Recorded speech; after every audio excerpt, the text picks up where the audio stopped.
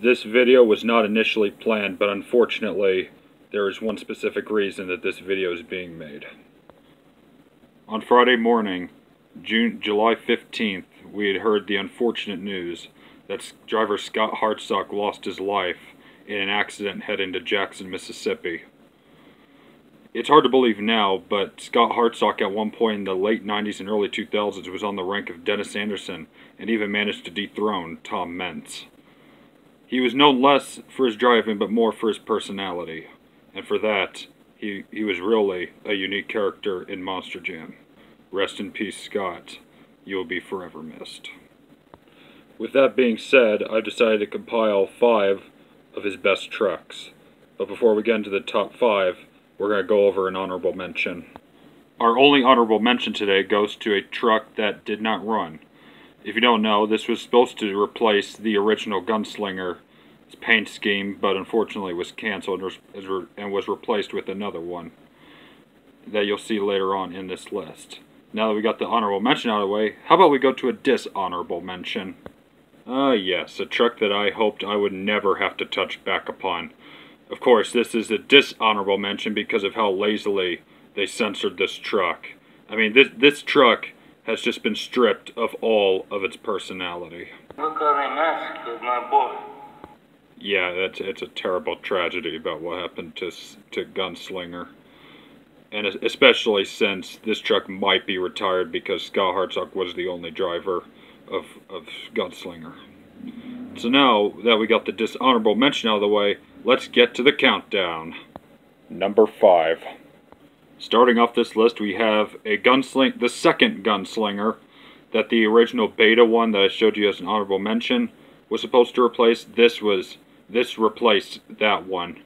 And I kind of like it and I don't like it at the same time. I do love the logo on it and the yellow and the red, but unfortunately it's just kind of plain, honestly.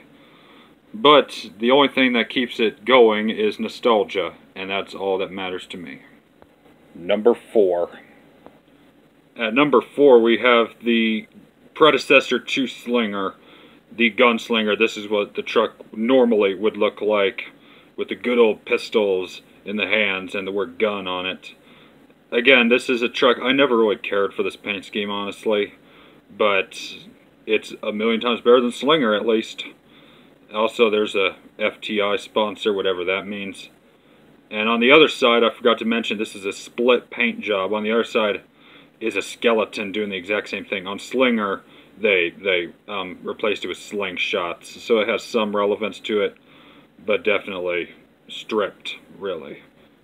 And for those of you that are curious, this is what the other side of the skeleton looks like. It's funny, they got rid of the guns, but on Slinger, they actually kept the cigar in his mouth. Weird. Number 3. At number 3, we have Cowboy. I know what you're saying. This doesn't qualify as Gunslinger. But even though it was created by Scott Hartsock and this was run on the old Gunslinger chassis, and you know what? It's a really cool truck. It's unique, even though it's still Western themed. Again, it's kind of plain, but it's a cool kind of plain. You know what I mean? It has a cowboy on the front of the hood. I've talked about this truck before. It was a very underrated paint scheme, I might add, as well. Unfortunately, this truck did not last long. It only lasted for about 4 years.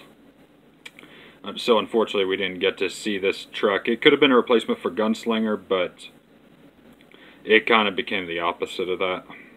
Number 2. At number 2, we have the original Gunslinger. Again, this is similar to the second one that you saw at number 5, but in my opinion, I think the logo might fit a little bit better on this one. And plus, I just noticed that the back kind of juts out by quite a lot. But other than that, I do love the red on this thing. And this was the longest running Gunslinger from 1999 until 2007. So that's a really interesting fact. Of course, this chassis was, of course, later used for Cowboys, you saw in the previous spot. And I just think that logo looks really, really cool. And it's kind of nostalgic for some reason, even though I did not grow up seeing this truck. And the number 1 Gunslinger is The 2010 to 2014 version of it. I mean, come on. This paint scheme defines the word gunslinger. You got bullet shells on it. You got whatever that thing in the back is. Oh, I just noticed. That's kind of cool. It's like I wouldn't say revolver, but one of those things. It's like a belt you put on. It's like a belt, and that has like bullets on it. That's really interesting. And you see smoke on there, a beautiful shade of red, and that logo just looks wonderful. And of course, there's more bullet belts on the top of the truck and a flag on the back. This truck did make it to the World Finals only once in 2010, and it was pretty good. And it is a criminal act that this truck did not run longer. I'm just going to say that right now. Now I have a completely different question for you. What was your favorite memory of Scott Hartsock? Personally, for me, I think it was really his personality that really set him apart from Tom Meents and Dennis Anderson. Or could it be when he did the high jump in the 2002 World Finals, or in 2003 when he defeated Tom Meents for the first time? Leave your comment down below and trying to share what memories you have of Scott. He will forever be missed by the monster truck community.